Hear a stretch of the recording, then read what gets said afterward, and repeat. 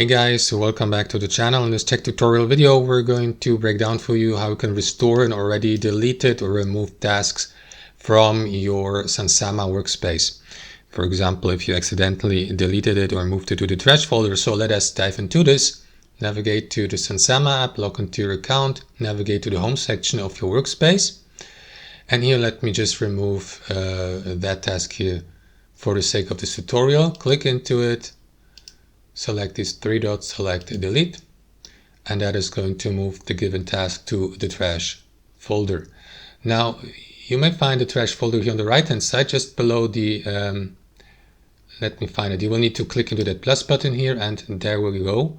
The trash folder just below these options here. So click into it and you will see all deleted items and tasks for the past week. So right click into it and select restore. That is going to restore the task. That's it. Thanks for watching. Hope you enjoyed it, got some value from it, and we'll catch you later.